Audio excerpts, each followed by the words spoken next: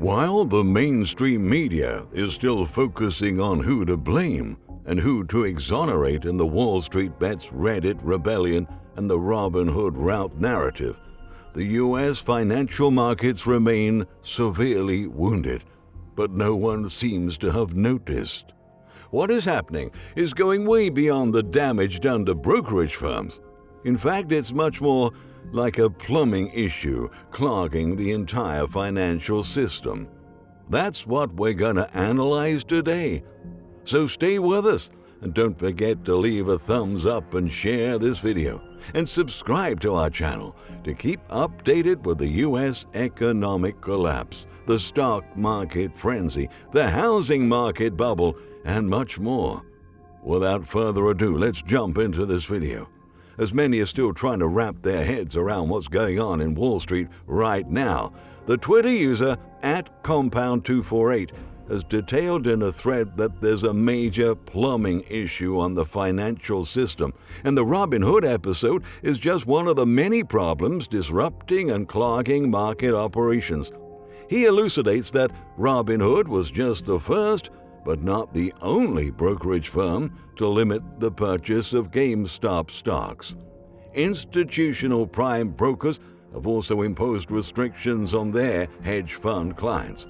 In essence, the restrictions have affected retail just as well as institutional players. That has happened because most brokerage clients and all hedge funds use margin accounts instead of cash accounts. It's a standard procedure in brokerage firm sign-up process to put new customers into margin accounts, which are Wall Street's way of denoting lending accounts. In short, in margin accounts, the client does not own any securities.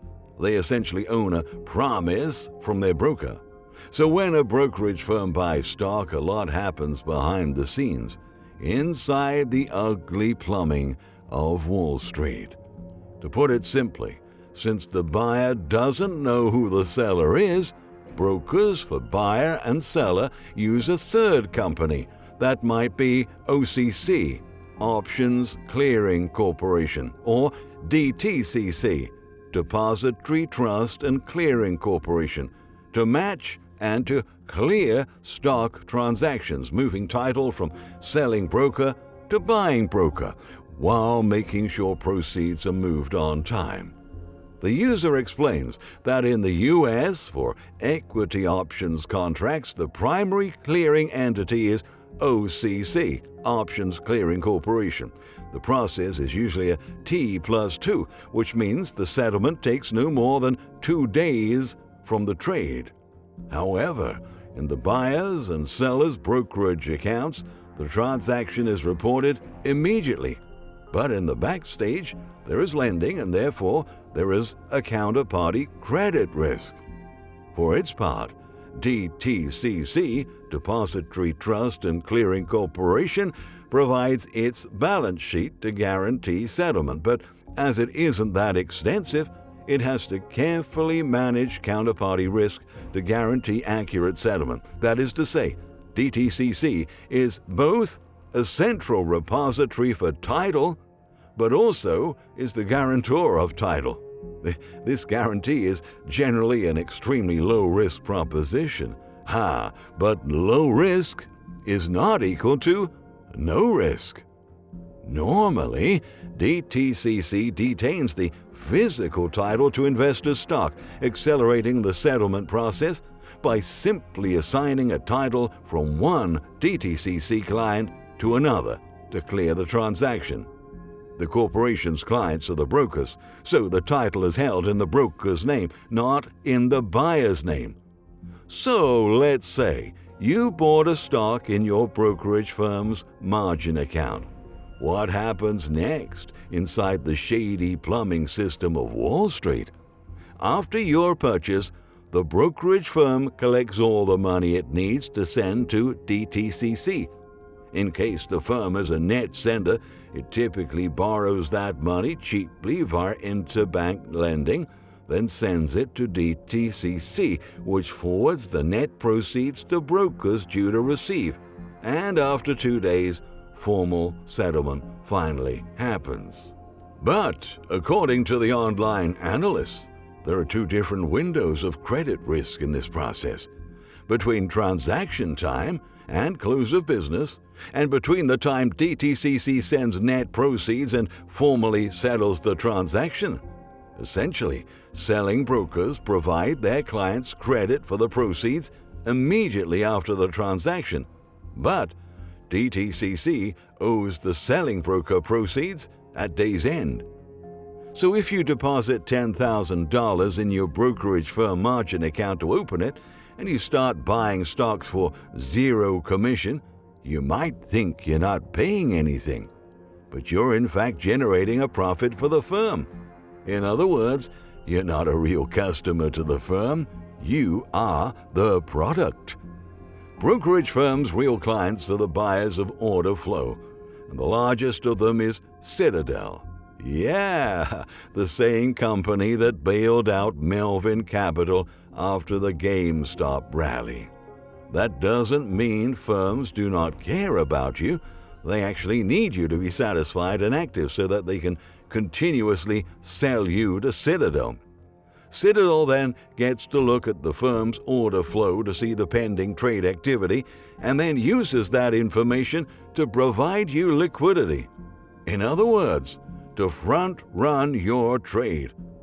On average, Citadel makes small amounts on each transaction by slightly decreasing the quality of your execution, but it allows you not to pay any explicit commission. So instead of owning a stock in your margin account, the brokerage firm owns it, and it basically only passes through some of the rights of ownership to you, which is to say that you're a part owner. In case the firm fails, you would definitely not own your stocks. You would be a creditor with a claim against the firm. That's the main risk of margin accounts. The truth is that when you signed your customer agreement and terms of service, you have given the firm the ability to lend the stock you bought for others too short.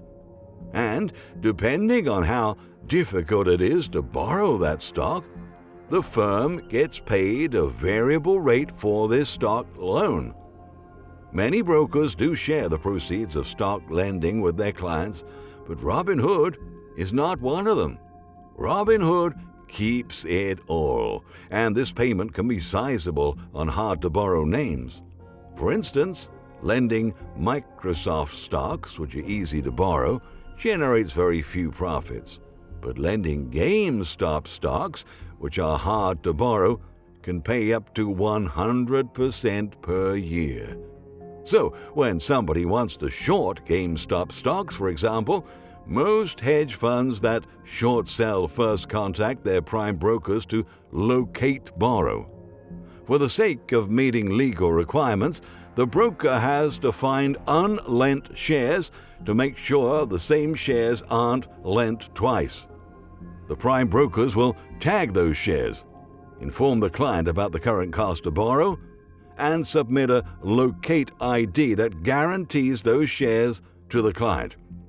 With such information in hand, the hedge fund manager decides whether to go forward or not. If they want the short, they tell their trader to sell and provide the trader the locate ID tagged to the shares that were shorted to match with that transaction, so that everything works on the back end. Now, when it comes to shorting, what happens is that the prime broker lends the hedge fund specific stock shares, which the fund promptly sells and receives in cash. The hedge fund balance sheet basically has both shares and cash. It receives money market interest on the cash in its account, and it pays borrow costs on the owed shares. But since hedge funds primarily own shares and not money, their performance is inverse to the share price movement, which means that they profit when the stock price declines and lose money when the stocks go up. On backstage, the prime brokers are the ones dealing with the plumbing, so they need to find someone who actually owns the stocks with a clean title. The prime broker pays the brokerage firm a daily rate for the borrow, and it charges its hedge funds client on a daily basis too. Putting that into perspective, we have a brokerage firm margin client, namely a retail investor, that believes he owns the shares he bought. But hey, he never actually did. The firm owns the shares, then lends them to a hedge fund prime broker in exchange for daily borrow fees. In that way, creating a debit-credit bond between the firm and the broker. So the prime broker takes those borrowed shares, relends them to its client, who sells them to a fourth party. Ultimately, both the firm's client and the fourth party simultaneously own the same shares. But in reality, the fourth party owns the actual shares that the firm client thinks he owns, while DTCC is observing and registering the ownership chain and ensuring cash from purchase and to sale flows through. The main concern for DTCC is that someone in the middle of this chain hits a problem, because if that occurs, the problem will spread all the way up to the brokerage firm and down the chain to DTCC itself, and that's where the plumbing metaphor fits. According to the user, when you flush, a downstream clog means a mess that backs up into your toilet. Don't handle that clog well, and you end up with a mess on your floor. Handle it poorly, and you burst a pipe. Wastewater seeps into your walls. In simple words, everyone loses, and the system enters a chain reaction and starts to implode. The online analyst points out that the GameStop situation is not about online investors versus hedge funds anymore. It is hedge fund versus hedge fund. At this point, literally everyone on the short side and on the long side are already aware that knows that GameStop, AMC stocks, all the others inside the latest market narrative, they're all shorts in the long run. In the meantime, they are trading footballs. The players are all punters and hunters. The punters are gambling. Many gamblers are skilled, but most are patsies. The median punter loses money. The hunters are trying to figure out how to capitalize on the inevitable long-run outcome. In the case of a short squeeze, the long run is just the other side of the squeeze. It could be days. It's not likely to be many months. If you look at historical analogs, the collapses are as breathtaking as the squeeze, he wrote. When the GameStop short squeeze took place, anyone who had sold calls was in huge trouble. Their toilet was flooding and flooding, he says. If in December 2020, when GameStop stocks were at $15, someone sold $20 strike calls on it with a February expiration for $1.75, that person would have received $175 per contract right now.